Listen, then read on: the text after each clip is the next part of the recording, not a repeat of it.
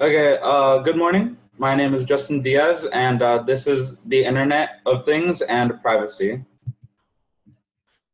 First of all, is my research question, and that is, to what extent does the Internet of Things impact the privacy of people in the United States? My claim for this presentation is that the Internet of Things can be used by the government, companies, and people outside the government to impact the privacy of specifically middle to high income families in the United States. So first of all, we need to establish what the Internet of Things is. So the Internet of Things is just a connection of everyday objects using the Internet to allow them to send and receive data. So on the right side of the screen here, I have a perfect example of the Internet of Things, which is Amazon's Alexa, where you're able to, Alexa, stop. Sorry, mine just turned on. You basically talk to it and it interacts with objects around your house. For example, lights, or if you want to change the temperature in your house, something like that. It kind of interacts with things around your house and collects data and stuff, which is an example of the Internet of Things. So the first thing is that the Internet of Things is not secure. So this first quote I have is from Samsung, and it basically just says that basically that technology there's 7.3 billion devices that needs to be secured before 2020, meaning that there's 7.3 billion devices that people inside the government, outside the government can use to collect data on people. I have another example here that basically just says that the Internet of Things and technology in general is just evolving at a very fast pace, and we need to keep up with that and start securing our devices to keep up with that. Because if we keep enhancing our technology, then it'll just be able to collect more and more and more data and violate the privacy of more and more people. So second of all, the Internet of Things can be used by people outside of the government to violate people's privacy. So this first quote I have here is a direct quote from Amazon to a senator or a congressman, I believe, basically just admitting that they use voice recordings and stuff like that over their products, and they just basically collect them until the customer has to go out of their way to delete them. So this next quote basically just kind of supports that, but instead of with a different company, it basically just talks about how Google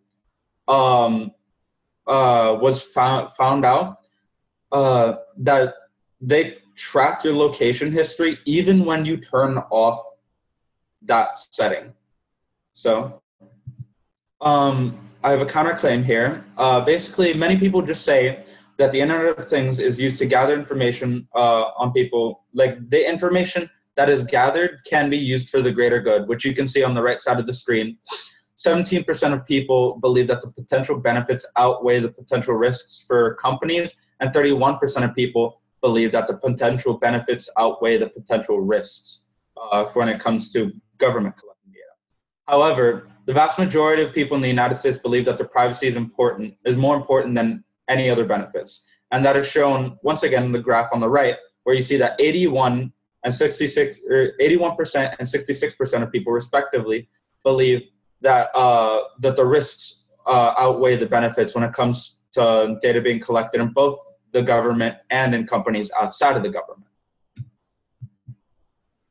So basically, my solution is to encourage large Internet of Things companies, like I said, Google, Amazon, Samsung, stuff like that, and to get them to invest into making the Internet of Things more secure to prevent people's privacy to be invaded. So there are a few problems with the solution, however. So this would require the government to give up some of its data collecting on citizens of the United States, and that might not be the most likely thing. And it would also be very expensive to secure the Internet of Things for companies, and there's going to be little to no reward at all. Because most people are going to purchase these Internet of Things products, like I mentioned Amazon's products earlier. They're going to buy them regardless of whether or not they are secure. So basically, this all connects to the bigger picture as allowing companies and governments to continue to collect our data. It'll only show them how to control people and how to sell more products at the expense of the American people and generally just people around the world. And do you have any questions? I do have two questions for you. My first question is, tell me about your research question and how it evolved as you went through this entire process.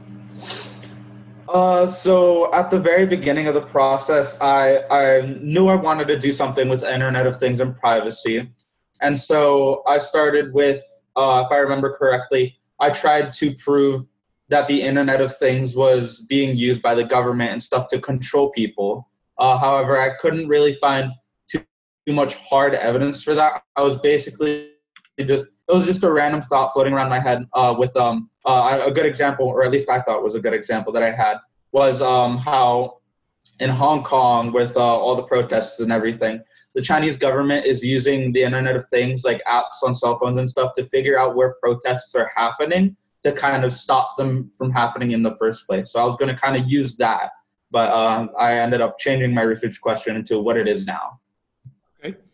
And what advice would you have for someone that is doing this research on a project like this in the future?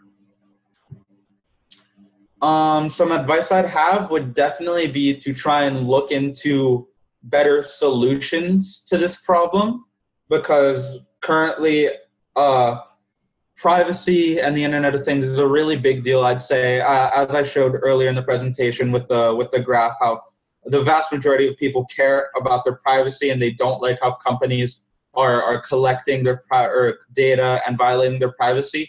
So a solution to that, a better solution to that would definitely be something that I would suggest people look into.